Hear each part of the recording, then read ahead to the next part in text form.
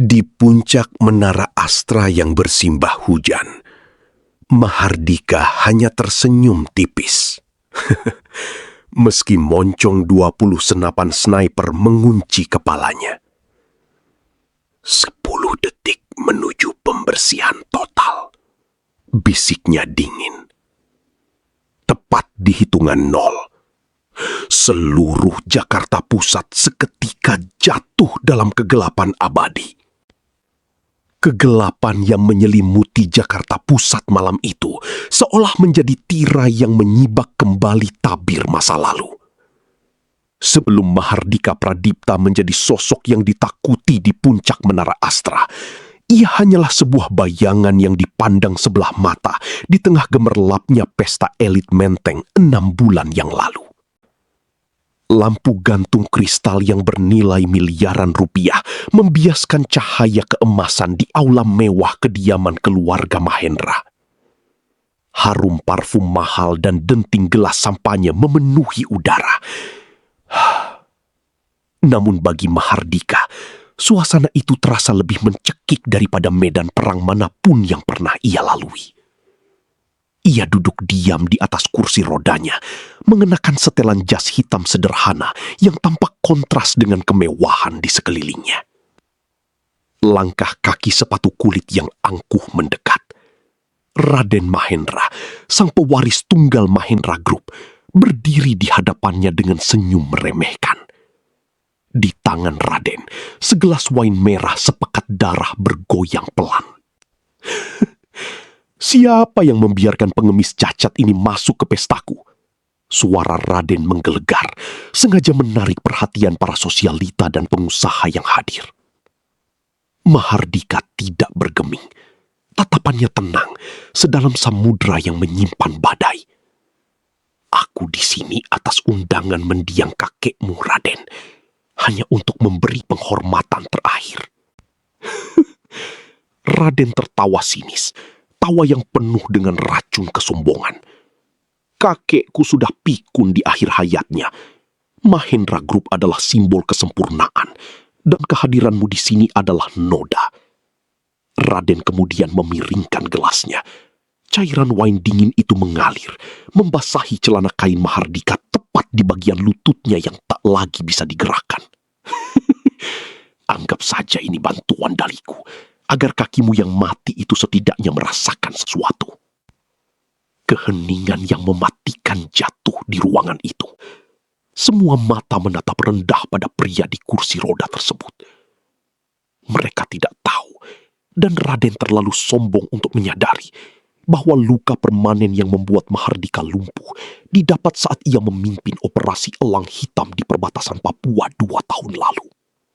Saat itu, Mahardika menerjang hujan peluru dan ledakan granat demi menarik keluar seorang pria paruh baya yang disandera kelompok separatis. Pria itu adalah ayah Raden Mahendra. Mahardika merasakan sensasi dingin wain yang meresap ke kulitnya, namun hatinya jauh lebih dingin. Ia teringat bagaimana tulang kakinya hancur demi melindungi nyawa orang yang kini menjadi alasan Raden bisa berdiri tegak dengan harta melimpah. Kau tahu, Raden, Mahardika berbisik. Suaranya rendah namun memiliki wibawa yang membuat bulu kuduk orang di sekitarnya berdiri. Ada hutang darah yang tidak akan pernah bisa kau bayar, bahkan jika kau menjual seluruh saham Mahendra Group sekalipun. Raden mendengus, melempar gelas kosongnya hingga pecah berkeping-keping di depan kursi roda Mahardika. Hutang darah, kau hanya veteran gagal yang mencari belas kasihan. Pergilah sebelum aku memanggil keamanan untuk membuangmu ke tempat sampah, tempat yang seharusnya bagi barang rongsokan sepertimu. Mahardika hanya tersenyum tipis. Sebuah senyuman yang menyimpan janji kehancuran. Ia memutar kursi rodanya, perlahan meninggalkan aula mewah itu tanpa menoleh sedikit pun. Di dalam benaknya, ia sudah menyusun bidak catur terakhir. Raden Mahendra tidak sadar bahwa dengan satu tumpahan wain itu, ia baru saja membangunkan naga yang seharusnya dibiarkan tidur. Sang dewa perang telah dihina dan Jakarta tidak akan pernah sama lagi setelah malam ini. Selina Harjono hanya bisa terpaku menatap punggung Mahardika yang perlahan menghilang di balik pintu aula, meninggalkan jejak wine yang masih membasahi lantai marmer mahal itu. Sebagai pewaris tunggal Harjono Aerospace, Selina adalah wanita yang dididik untuk tetap tenang di bawah tekanan ribuan atmosfer. Namun melihat penghinaan yang diterima Mahardika, dadanya terasa sesak oleh amarah yang tertahan. Ia ingin berlari mengejar pria itu, membalut lukanya. Namun sebuah cengkeraman kuat di pergelangan tangannya menghentikan langkahnya. Raden Mahendra berdiri di sana, menyeringai seolah baru saja memenangkan sebuah trofi. Raden mendekatkan wajahnya, membisikkan kata-kata yang lebih dingin dari es. Ia mengingatkan Selina bahwa Harjono Aerospace sedang berada di ambang kehancuran karena pengkhianatan dari dalam dewan direksinya sendiri. Raden mengancam akan menarik seluruh investasi Mahendra Group jika Selina masih berani menunjukkan simpati pada prajurit sampah seperti Mahardika. Di balik dinding kaca ruang VIP yang menghadap kemerlap lampu SCPD, Selina terjepit dalam konspirasi yang jauh lebih besar dari sekadar harga diri. Ia tahu bahwa beberapa petinggi perusahaannya telah disuap oleh Raden untuk melancarkan aksi pengambil alihan paksa. Namun, bukan itu yang membuat Selina gemetar. Raden bukan hanya menginginkan saham, ia menginginkan kunci akses ke satelit militer Garuda 1 yang dikelola oleh keluarga Harjono. Raden tertawa rendah, memamerkan tablet digital yang menampilkan kode-kode enkripsi militer yang seharusnya rahasia negara. Dengan sombongnya, ia menyatakan bahwa malam ini adalah akhir dari kedaulatan Dirgantara yang dijaga keluarga Selina. Raden menganggap data itu hanyalah komoditas bisnis, tanpa menyadari bahwa ia baru saja menyentuh garis merah yang tidak boleh dilanggar oleh siapapun di republik ini. Sementara itu, di dalam mobil hitam yang melaju menembus kemacetan Jakarta, Mahardika Pradipta duduk terdiam. Ia tidak menghapus noda wine di celananya. Matanya tertuju pada sebuah jam tangan analog tua yang jarum detiknya bergerak dengan suara detak yang ritmis. Tiba-tiba, jam itu bergetar pendek. Sebuah notifikasi darurat muncul di layar tersembunyi pada kaca mobilnya. Pelanggaran protokol satelit Garuda 1. Target Mahendra Tower. Bibir Mahardika menyungkingkan senyum tipis yang mematikan. Raden Mahendra telah melangkah terlalu jauh. Ia tidak hanya menghina seorang veteran, tapi ia telah mencoba menyandera mata dan telinga pertahanan negara. Di balik sosoknya yang lumpuh, Mahardika adalah pemegang otoritas tertinggi atas protokol Dewa Perang, sebuah sistem pertahanan otomatis yang hanya bisa diaktifkan oleh satu orang di Indonesia. Dengan suara yang datar namun penuh otoritas, Mahardika berbicara pada perangkat komunikasi di kerah bajunya. Ia memerintahkan untuk membiarkan Raden merasa menang selama beberapa saat lagi. Ia ingin melihat sejauh mana tikus kecil itu berani menari di atas sarang naga. Selina yang sedang menangis di dalam aula tidak tahu bahwa pria yang tadi ia coba lindungi sebenarnya sedang mengatur jaring-jaring kehancuran yang akan menelan seluruh kerajaan bisnis Mahendra hanya dalam satu kedipan mata. Protokol Dewa Perang telah bangkit dan Jakarta akan segera menyaksikan bagaimana seorang pria yang dianggap sampah mampu mematikan seluruh nadi kota ini tanpa perlu berdiri dari kursi rodanya. Mobil Toyota Alphard hitam itu berhenti tepat di depan sebuah bangunan tanpa papan nama di sudut remang kawasan Senopati. Di balik pintu kayu jati yang kokoh, tersembunyi sebuah kafe eksklusif yang hanya bisa diakses oleh mereka yang memiliki kunci enkripsi khusus. Mahardika Pradipta turun dengan bantuan hidrolik kursi rodanya. Gerakannya tenang, meski sisa noda wine di celananya masih mengering, menjadi saksi bisu penghinaan di Menteng tadi malam. Suasana di dalam kafe itu sunyi. Hanya ada suara piringan hitam yang memutar musik jazz klasik. Di meja paling pojok, seorang pria berjas rapi dengan potongan rambut cepak militer sudah menunggu.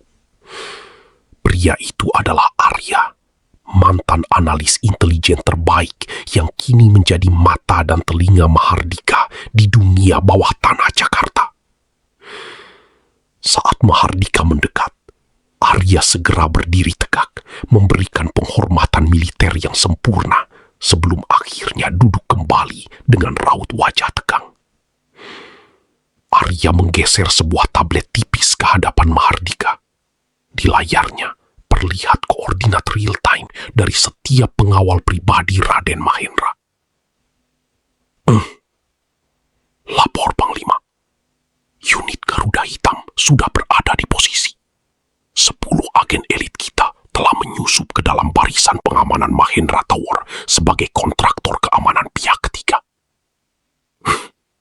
Raden Mahendra sama sekali tidak menyadari bahwa orang-orang yang dia bayar untuk melindunginya adalah orang-orang yang siap mencabut nyawanya dalam satu perintah. Bisik Arya. Suaranya rendah namun penuh dengan rasa hormat yang mendalam. Mahardika menyesap kopi hitamnya yang pahit. Matanya menatap tajam ke arah layar tablet tersebut. Di sana, ia melihat titik-titik merah yang menandakan pergerakan musuh. Raden terlalu sibuk dengan egonya. Dia pikir uang bisa membeli segalanya, termasuk kesetiaan. Dia lupa bahwa di dunia ini ada sesuatu yang tidak bisa dibeli dengan saham atau emas, yaitu nyawa yang dipertaruhkan di medan tempur. Arya menunduk.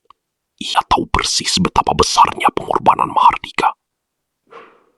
Panglima, kenapa Anda membiarkan dia menghina Anda di depan umum? Dengan satu jentikan jari, kami bisa meratakan seluruh asetnya malam ini juga. Mahardika tersenyum tipis. Sebuah senyuman yang lebih dingin dari es di kutub utara. Jika aku membunuhnya sekarang, itu terlalu mudah. Aku ingin dia melihat kerajaannya runtuh bata demi bata. Aku ingin dia merasakan bagaimana rasanya kehilangan segalanya saat dia merasa berada di puncak dunia. Garuda Hitam bukan hanya alat untuk membunuh Arya. Garuda Hitam adalah instrumen keadilan.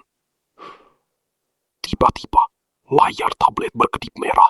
Sebuah peringatan muncul. Unit Garuda Hitam baru saja menangkap percakapan terenkripsi antara Raden Mahendra dengan seseorang yang sangat dikenal oleh Mahardika. Ada apa? Tanya Mahardika dingin. Arya menelan ludah. Tangannya sedikit gemetar saat memperbesar data suara tersebut. Panglima, ini tentang Letnan Junaidi, mantan ajudan Anda. Dia baru saja menerima transfer dana besar dari rekening rahasia Mahendra. Perintahnya jelas, eliminasi target di apartemen SCBD malam ini. Raham Mahardika mengeras. Junaidi adalah orang yang dulu ia selamatkan dari reruntuhan helikopter saat perang di perbatasan. Junaidi adalah orang yang ia anggap sebagai saudara sendiri. Orang yang tahu setiap kelemahan fisiknya setelah cedera itu. Jadi, si penjilap itu sudah memilih tuannya yang baru. Gumam Mahardika. Suaranya tenang namun mengandung getaran kekuatan yang mengerikan. Ia menutup tablet itu dengan satu gerakan tegas. Beritahu unit di lapangan, jangan cegat Junaidi. Biarkan dia datang kepadaku. Aku ingin melihat langsung sejauh mana pengkhianatan ini telah merusak jiwanya. Di kafe remang itu, aura Mahardika berubah drastis. Ia bukan lagi pria cacat yang malang di kursi roda. Di bawah cahaya lampu temaram Senopati, ia kembali menjadi sang dewa perang yang legendaris. Jaringan bayangan Garuda Hitam telah menyebar ke seluruh penjuru Jakarta, mengunci setiap gerak-gerik musuh dalam jaring laba-laba yang mematikan. Malam ini, Jakarta akan menjadi saksi. Mahardika berkata sambil menatap bayangannya di jendela kaca yang gelap. Bahwa serigala yang terluka tetaplah seekor pemangsa, dan domba yang sombong seperti Raden hanya sedang menunggu giliran untuk disembelih. Ia memutar kursi rodanya, kembali menuju kegelapan malam.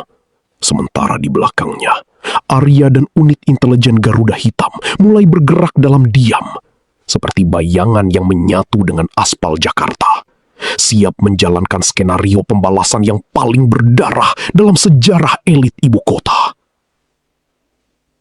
Langit malam di atas kawasan SCBD tampak muram, tertutup awan hitam yang menggantung rendah, seolah sedang menahan napas menyaksikan sebuah pengkhianatan yang akan segera terungkap.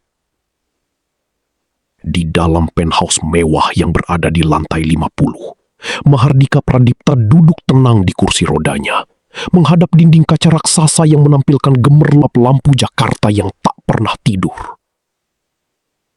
Di tangannya, ia memutar-mutar sebuah pulpen emas tua, benda satu-satunya yang tersisa dari seragam militernya yang dulu penuh tanda jasa. Suara pintu geser elektronik terbuka dengan bunyi klik yang sangat halus. Tanpa menoleh, Mahardika sudah tahu siapa yang datang. Langkah kaki itu terlalu familiar baginya. Langkah yang dulu selalu berada 2 langkah di belakangnya di medan perang. Langkah yang ia percayai untuk menjaga punggungnya saat peluru mendesing di antara pepohonan rimba. Kau terlambat 2 menit, Junaidi. Ternyata kemewahan di bawah kaki Raden Mahendra telah membuat disiplinmu tumpul. Suara Mahardika memecah keheningan, dingin dan setajam pisau bedah. Langkah kaki itu terhenti. Sesosok pria berbadan tegap dengan balutan setelan taktis hitam muncul dari balik bayang-bayang. Letnan Junaidi, tangan kanan yang paling dipercaya Mahardika, kini berdiri di sana dengan wajah yang mengeras. Di tangannya, sebuah pistol kaliber 9 mm dengan peredam suara sudah terarah tepat ke tengkuk Mahardika. Maafkan saya, Komandan. Junaidi berbisik. Suaranya bergetar antara rasa hormat dan nafsu akan uang. Dunia ini sudah berubah. Loyalitas tidak bisa memberi makan keluarga saya di tengah ambisi orang-orang seperti Raden Mahendra. Dia menawarkan masa depan yang tidak bisa Anda berikan dengan kondisi Anda yang cacat seperti ini. Mahardika perlahan memutar kursi rodanya, menghadapi moncong senjata yang siap mencabut nyawanya. Tidak ada ketakutan di matanya. Hanya ada kekecewaan yang mendalam, seolah ia sedang melihat seorang prajurit gagah berani yang baru saja kehilangan jiwanya di pasar loak. Cacat. Mahardika tertawa rendah. Suara yang membuat Junaidi merasa seolah suhu di ruangan itu turun drastis. Kau pikir bekas luka di kakiku ini adalah tanda kelemahan? Junaidi, aku mendapatkan luka ini saat menarikmu keluar dari helikopter yang terbakar di perbatasan. Aku mengorbankan mobilitas fisikku agar kau bisa berdiri tegak hari ini. Dan sekarang, kau menggunakan kaki yang kuselamatkan itu untuk melangkah menuju kehancuranmu sendiri. Mudah omong kosongnya. Raden membayar saya untuk memastikan Anda tidak pernah keluar dari gedung ini hidup-hidup. Anda hanyalah sisa-sisa masa lalu yang menghalangi kemajuan Mahendra Group.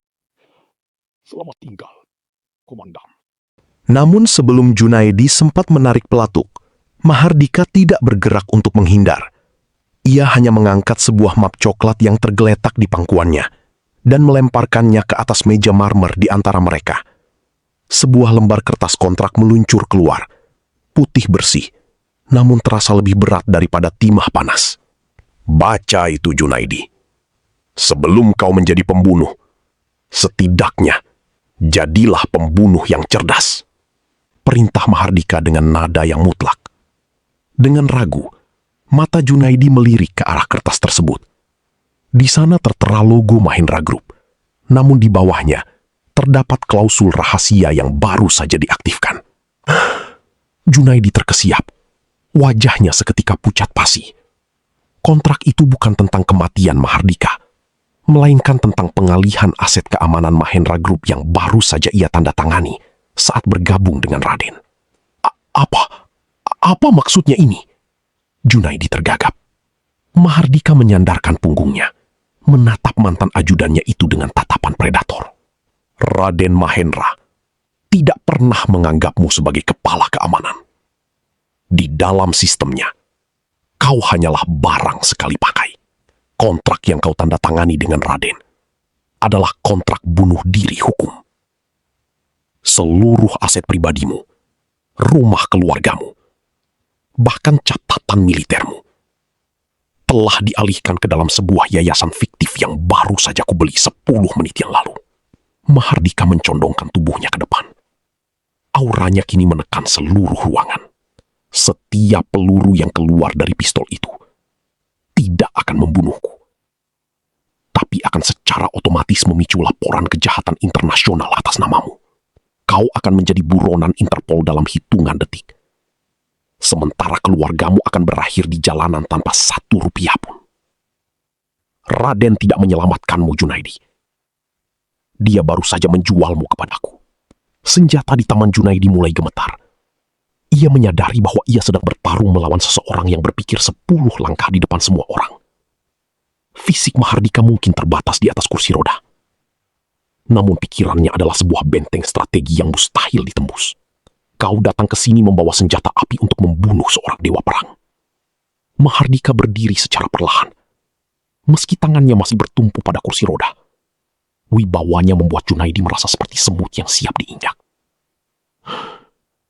Kau lupa bahwa senjata paling mematikan di dunia ini bukanlah peluru, melainkan sebuah kontrak yang ditandatangani oleh orang bodoh. Junaidi jatuh berlutut. Pistolnya terlepas dan menghantam lantai marmer dengan suara dentang yang memilukan. Ia menangis, bukan karena takut mati, tapi karena menyadari betapa kecilnya dirinya di hadapan pria yang selama ini ia remehkan. Di tengah kemewahan SCBD yang dingin, sang ajudan menyadari satu hal. Meskipun Mahardika tidak bisa lagi berlari di medan tempur, ia masih memegang kendali atas hidup dan mati siapapun yang berani mengkhianatinya. Mahardika menatap keluar jendela, ke arah cahaya menara Mahendra yang menjulang di kejauhan. Pulanglah, Junaidi. Tunggu perintahku. Kau akan tetap menjadi ajudanku. Bukan karena kesetiaan, tapi karena aku memegang setiap tarikan napasmu di atas kertas ini. Dan beritahu tuanmu yang baru itu, permainannya baru saja dimulai. Hujan badai mengamuk di lereng perbukitan Sempul, Bogor. Seolah alam sedang memberikan peringatan akan pertumpahan darah yang sebentar lagi pecah. Di sebuah villa tua yang tersembunyi di balik rimbunnya hutan pinus, Mahardika Pradipta duduk diam di kursi roda. Di luar sana, di balik gelapnya malam yang pekat, 12 pasang mata menatap villa itu melalui lensa inframerah. Mereka adalah Black Cobra, unit tentara bayaran asing paling mahal yang disewa Raden Mahendra dari pasar gelap internasional. Mereka dilengkapi dengan senapan serbu mutakhir dan granat termobarik, bergerak dengan presisi yang mematikan, mengepung setiap sudut villa tanpa suara. Di dalam pusat kendali Mahendra Tower yang berjarak puluhan kilometer, Raden Mahendra menyeringai lebar sambil menatap layar monitor yang menampilkan citra satelit villa tersebut. Raden menyesap wine mahalnya, merasa puas karena akhirnya ia bisa menghabisi kerikil yang selama ini mengganggu langkahnya. Cold Command. Ia memberikan perintah terakhir melalui radio enkripsi. Hancurkan segalanya. Jangan sisakan satu helai rambut pun dari pria cacat itu. Low voice, ominous. Namun, tepat saat pemimpin tim Black Cobra mengangkat tangannya untuk memberikan aba-aba penyerbuan, sebuah getaran aneh merayap di tanah. calm and calculated. Mahardika di dalam villa perlahan menyesap tehnya.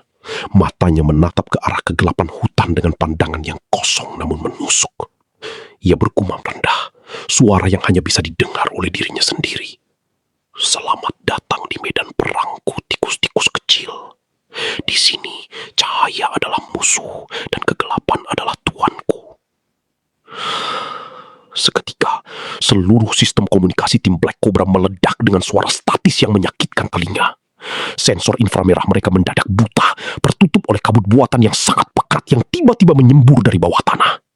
Dalam hitungan detik, villa itu menghilang dari pandangan, tertelan oleh kabut putih yang dingin. Kepanikan mulai merayap di antara para tentara bayaran. Di tengah kegelapan total dan kabut yang menyesakkan, mereka mulai melihat bayangan-bayangan bergerak dengan kecepatan yang mustahil di antara pepohonan. Suara ranting patah terdengar dari segala arah, menciptakan simfoni ketakutan yang mengacaukan logika militer mereka. Pemimpin Black Cobra berteriak melalui radionya, memerintahkan pasukannya untuk menembak ke segala arah. Dan itulah kesalahan fatal mereka. Kilatan api moncong senjata mulai membelah malam. Namun peluru-peluru itu tidak mengenai Mahardika. Mahardika telah mengatur topografi sekitar villa dengan cermin-cermin akustik dan reflektor optik yang membelokkan persepsi jarak dan arah. Para tentara bayaran itu yang dilatih untuk menyerang dengan teknologi, kini menjadi buta oleh teknologi mereka sendiri. Dalam kebingungan yang mencekam, seorang tentara bayaran menembak ke arah bayangan di depannya, yang ternyata adalah rekannya sendiri. Baku tembak antar sesama teman tak terhindarkan. Mereka saling membantai dalam kegelapan, terjebak dalam jebakan perang gerilya urban yang dirancang Mahardika hanya dalam waktu 1 malam. Di tengah kekacauan itu, Mahardika mendorong kursi rodanya keluar ke teras villa. Ia berdiri di sana, di tengah hujan dan badai, bayangannya memanjang di terpa kilatan petir. Meski duduk di kursi roda, wibawanya merajai seluruh hutan itu. Ia tidak perlu mengangkat senjata. Ia hanya perlu menggerakkan bidak-bidak di papan catur yang tidak terlihat oleh musuhnya. Satu persatu, anggota Black Cobra tumbang, bukan oleh tangan Mahardika, melainkan oleh tangan rekan mereka sendiri yang terjebak dalam paranoia. Suara teriakan kesakitan menyatu dengan gemuruh guntur di langit Bogor. Raden Mahendra di pusat kendalinya gemetar hebat. Layar monitornya kini hanya menampilkan semut statis. Ia berteriak histeris menanyakan apa yang terjadi. Namun tidak ada jawaban. Yang terdengar kemudian hanyalah sebuah suara yang menyusup ke dalam frekuensi rahasianya. Suara Mahardika yang dingin dan tenang, seolah kematian ribuan orang hanyalah angka baginya. Raden, kau mengirim singa ke sarang naga dan berharap mereka kembali hidup-hidup. Hutan ini adalah saksi bisu berapa banyak jenderal yang telah kutumbangkan. Kau pikir tentara bayaran kelas teri ini bisa mengubah sejarah? Malam itu, di pinggiran Bogor, tidak ada satupun peluru yang mendekati villa Mahardika. Saat fajar menyingsing dan kabut mulai menipis, yang tersisa hanyalah keheningan yang mengerikan dan mayat-mayat tentara bayaran yang mati oleh kebodohan tuan mereka sendiri. Mahardika meletakkan cangkir tehnya yang kini telah kosong. Matanya menatap ke arah Jakarta yang mulai bersinar di kejauhan. Ia tahu, setelah kekalahan memalukan ini, Raden akan menjadi semakin kalap. Dan di saat itulah, Mahardika akan membiarkan bidak terakhirnya bergerak. Selina Harjono. Strategi 1 malam ini hanyalah pembuka, karena badai yang sebenarnya baru saja dimulai di jantung ibu kota. Hujan di luar jendela kantor Harjono Aerospace seolah-olah menjadi melodi duka bagi Selina Harjono. Di tangannya, sebuah map hitam berisi dokumen penyitaan aset keluarga bergetar hebat. Raden Mahendra tidak hanya ingin menghancurkan Mahardika, ia juga ingin menginjak-injak seluruh warisan ayah Selina jika wanita itu tidak segera menyerahkan lokasi persembunyian Mahardika di pinggiran Bogor.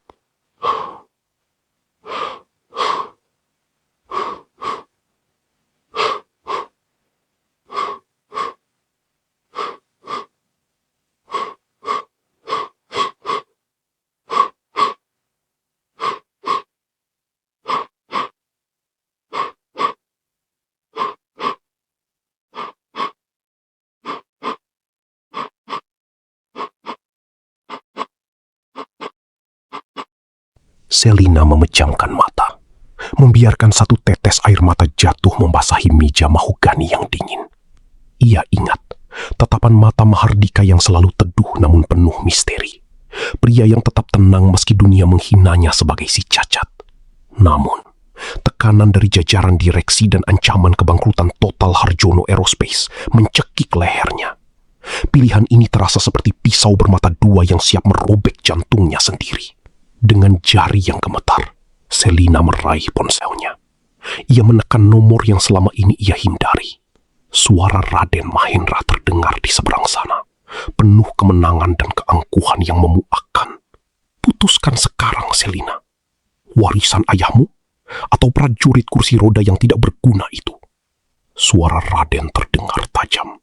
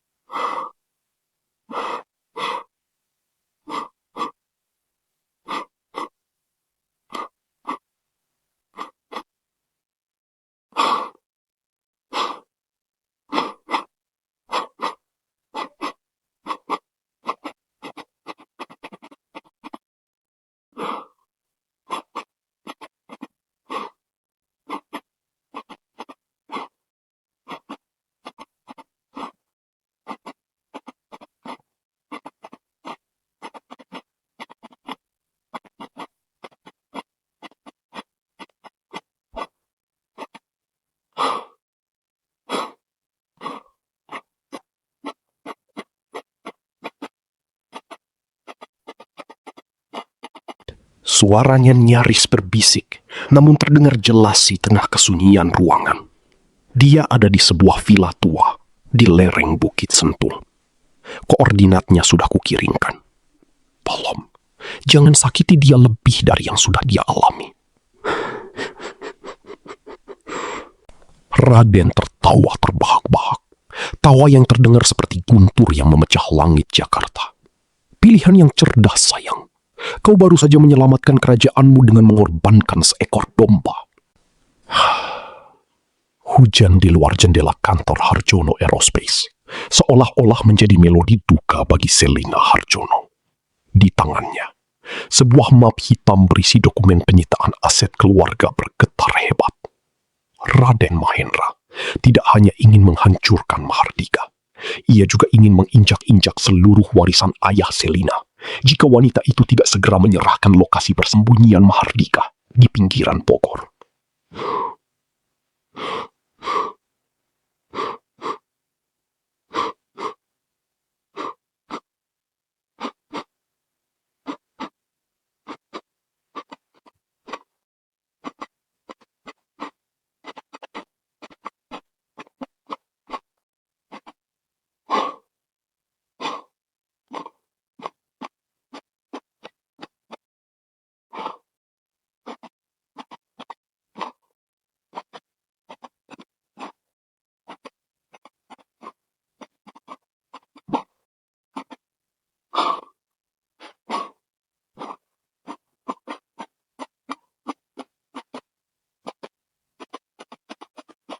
Akan memejamkan mata yang telah terus-menerus merasa resah, Selina melihat Santu, sekretaris yang sangat terjaya, memberi tanda-tanda bahwa waktu itu telah tiba.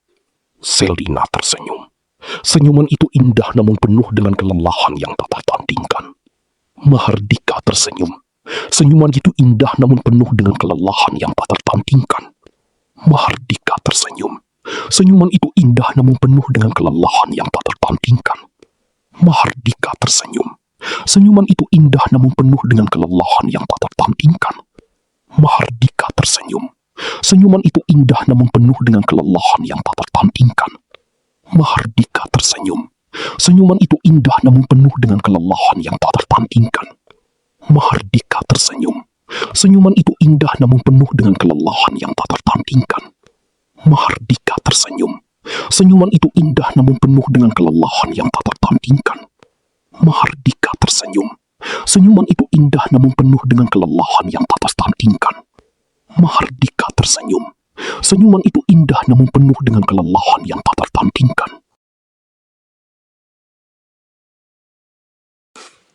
Raden tertawa terbahak-bahak. Tawa yang terdengar seperti guntur yang memecah langit Jakarta. Pilihan yang cerdas, sayang. Kau baru saja menyelamatkan kerajaanmu dengan mengorbankan seekor domba.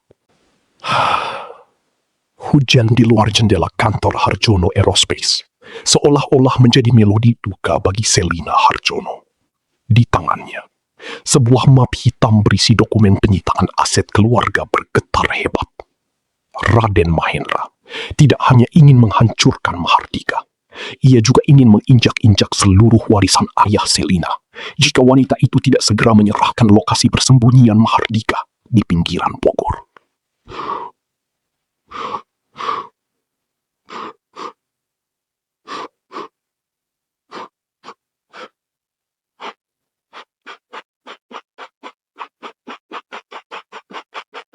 Koordinatnya sudah kukirimkan. Tolong, jangan sakiti dia lebih dari yang sudah dia alami. Raden Mahendra mendekat, menendang kursi roda Mahardika hingga pria itu sedikit terguncang. Drama yang sangat menyentuh. Lihatlah dirimu. Dewa perang yang diagung-agungkan sekarang berakhir seperti sampah di tangan seorang wanita yang kau percayai. Kau akan mati, Mahardika. Tapi sebelum itu, aku ingin kau melihat bagaimana aku menguasai seluruh jaringan satelit militer negara ini dari pusat kendaliku. Raden memerintahkan anak buahnya untuk menyeret Mahardika keluar. Mahardika tidak melawan sedikit pun. Ia membiarkan dirinya dibelenggu, membiarkan dirinya dilempar ke dalam mobil lapis baja menuju Jakarta Pusat. Dalam kegelapan kendaraan itu, mata Mahardika berkilat tajam. Segala sesuatunya berjalan sesuai rencana. Ia tahu bahwa sistem keamanan di Mahendra Tower mustahil ditembus dari luar, bahkan oleh unit Garuda Hitam sekalipun. Satu-satunya cara untuk masuk ke jantung pertahanan Raden adalah dengan menjadi tahanan. Selina Harjono yang duduk di mobil berbeda terus menangis tanpa menyadari bahwa air matanya adalah bagian dari skenario besar yang disusun oleh pria yang ia khianati. Mahardika telah menggunakan keputusasaan Selina sebagai kunci untuk membuka pintu gerbang neraka bagi Raden Mahendra. Saat iring-iringan mobil memasuki area gedung pencakar langit Mahendra Tower di pusat Jakarta, Mahardika menatap gedung itu dari balik jendela gelap. Baginya, gedung itu bukan lagi markas besar sebuah korporasi raksasa, melainkan sebuah peti mati mewah bagi Raden Mahendra. Sang dewa perang telah masuk ke dalam sarang singa. Namun singa itu tidak sadar bahwa yang mereka bawa pulang bukanlah mangsa, melainkan Algojo yang siap mencabut nyawa mereka dalam keheningan. Lampu neon kemerahan di ruang komando utama Mahendra Tower berkedip-kedip, memantulkan bayangan yang distorsikan di wajah Raden Mahendra. Di tengah ruangan yang dipenuhi layar raksasa itu, Mahardika Pradipta duduk membisu di kursi rodanya, dikelilingi oleh moncong senapan laras panjang para pengawal elit. Selina Harjono berdiri di sudut ruangan dengan tubuh gemetar, menyaksikan pria yang pernah ia cintai itu kini tampak begitu kecil dan tak berdaya di hadapan arogansi kekuasaan Mahendra Group. Raden melangkah mendekat. Jemarinya yang mengenakan cincin berlian mahal mencengkeram rahang Mahardika dengan kasar. Ia tertawa, sebuah tawa yang penuh dengan racun kemenangan. Raden mengejek betapa mudahnya ia menjatuhkan sang legenda, mengubah sang dewa perang menjadi tawanan di singgasana buatannya sendiri. Ia menunjuk ke arah layar utama yang menampilkan progres sinkronisasi satelit militer negara. Hanya tinggal 5% lagi sebelum seluruh kendali pertahanan nasional jatuh ke tangannya. Namun, di tengah penghinaan itu, Mahardika perlahan mengangkat kepalanya.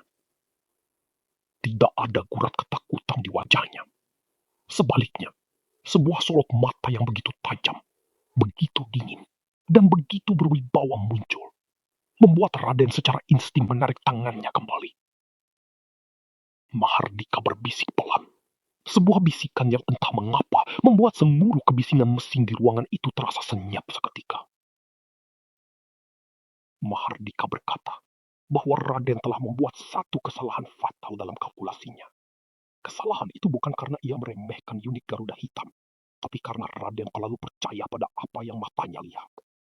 Mahardika memejamkan mata sejenak, dan tepat saat progres di layar menyentuh angka 100%.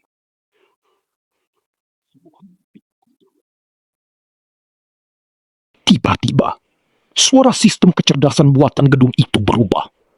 Suara robotik yang tadinya tunduk pada perintah Raden, kini berubah menjadi suara bariton yang tegas dan derat. Sistem tersebut mengumumkan sebuah protokol yang sudah puluhan tahun tidak pernah terdengar. Protokol Dewa Perang aktif. Seluruh pengawal Raden terkesiap saat melihat hal yang paling tidak masuk akal terjadi di depan mata mereka.